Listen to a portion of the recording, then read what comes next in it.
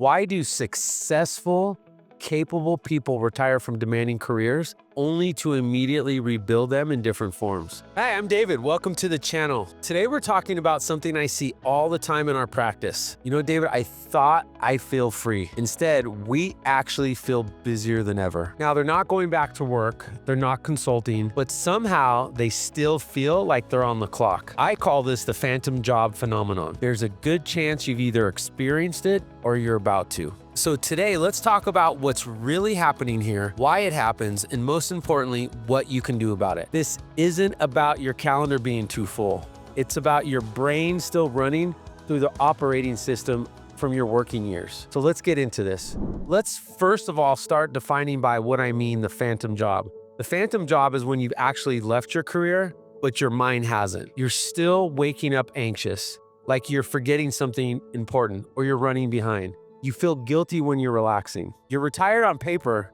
but you're still working in your head. And here's what makes this so tricky. And most people do not even realize it's happening. They think they're just staying busy or being productive or just taking on a lot of hobbies. A lot of retirees, how they see themselves is through their career. And it's very difficult for them to transition into retirement because they identify their career as who they are as people. There are three core reasons that we're going to go over. Your identity is tied to your career or your job. For most of your adult life, your job wasn't just about what you did, it was who you were. And when you retire, that identity just doesn't disappear. Your brain still craves it. So you unconsciously start looking for ways to feel that same sense of purpose and relevance, even if you're not getting paid for it anymore. You say yes to every volunteer opportunity. Every time one of your friends asks you to go to a class, an art class or a dance class, not because you necessarily want to do these things, but because they make you feel like you still matter. Okay, let's go over reason two. Your brain is wired for achievement.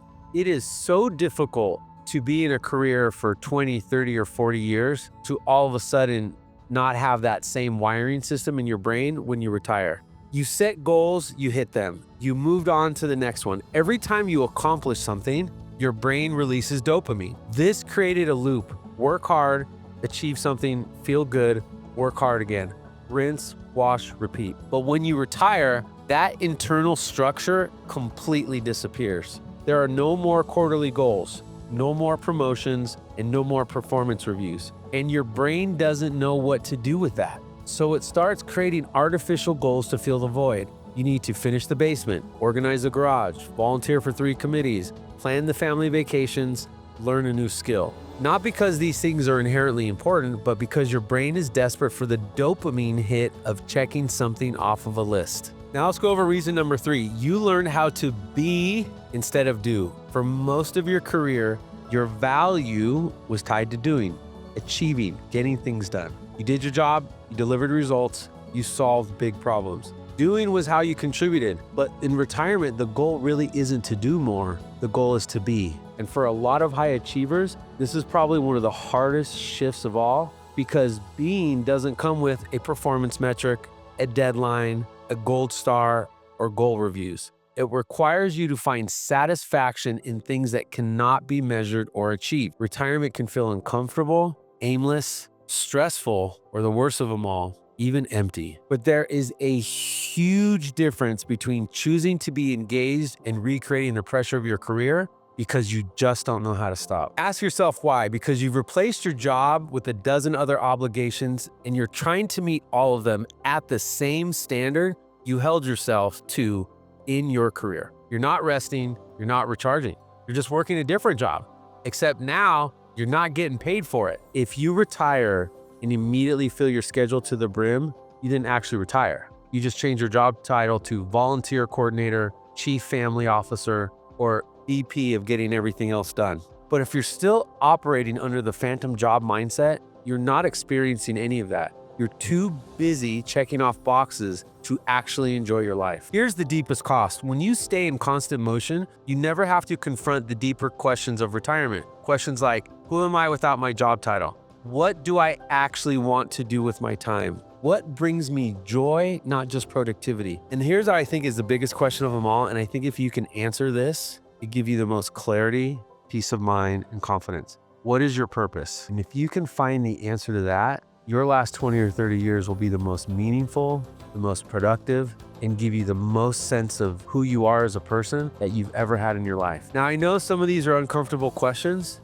and staying busy is a great way to avoid them, but at some point, the busyness catches up with you. So what do you do about it? Here's what I want you to start paying attention to, and I would write this down. How you spend your time, how you feel when you're not doing something. Whether you're saying yes out of obligation or you're actually genuinely interested. Just noticing the power can be incredibly powerful, because once you see it, you can start to change it. In your career, enough was defined for you externally. You had a boss, or you were your own boss. You had a performance rule. You had a promotion or career trajectory. In retirement, you have to define enough for yourself. So I want you to ask yourself these questions. What does a good day look like? What does a good week look like? How much activity feels energizing versus draining? And what are you saying yes to because it genuinely matters to you? This isn't about doing absolutely nothing. It's about doing the right things for the right reasons. If you're a high achiever, you spent your whole career saying yes. Yes to projects, yes to opportunities, yes to responsibilities, yes to anything that has challenged you. Retirement is now your chance to practice saying no. I mean, how often do we say no in our life? Not because you're being selfish or lazy, but because you're protecting your time and energy for things that truly matter. This is one of the statements that I live by.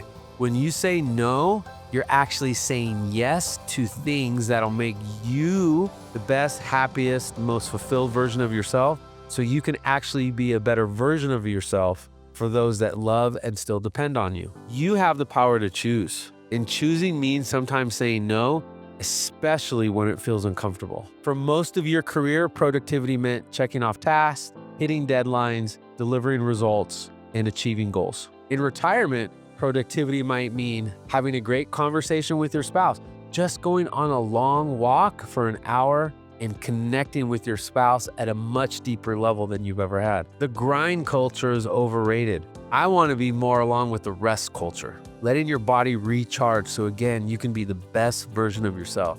This requires a complete mindset shift or paradigm shift. You have to give yourself permission to value things that cannot be measured and to stop judging your days by how much you've accomplished. Now, this might sound counterintuitive, but one of the most important things you can do in retirement is protect your unstructured time.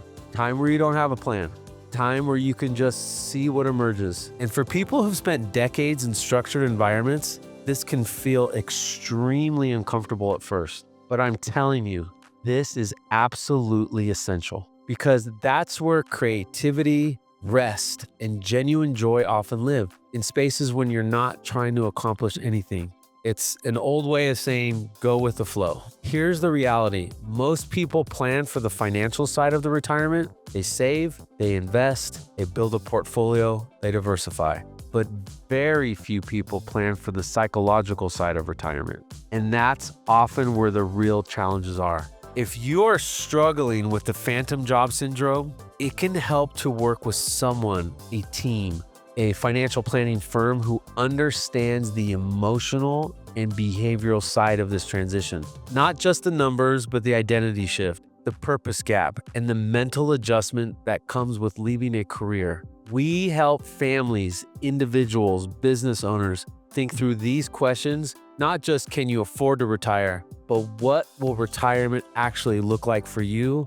And let's find the answer to what is your purpose when you're no longer working a 40 or 50-hour work week. If that's a conversation you find valuable, we'd be happy to sit down and walk you through it. Here's the bottom line. The phantom job syndrome is real, and it's one of the most common and most misunderstood challenges of retirement. And if you've spent decades in a demanding career, your brain just doesn't flip a switch when you retire. It keeps running the same program, even when the job is gone. But with awareness, intention, and sometimes a little help, you can absolutely break that pattern. You can retire in a way that's just not financially sustainable, but emotionally fulfilling. If you're approaching retirement and you want to think through not just the numbers, but the transition itself, we'd be more than happy to sit down with you, have a conversation, and talk you through it together.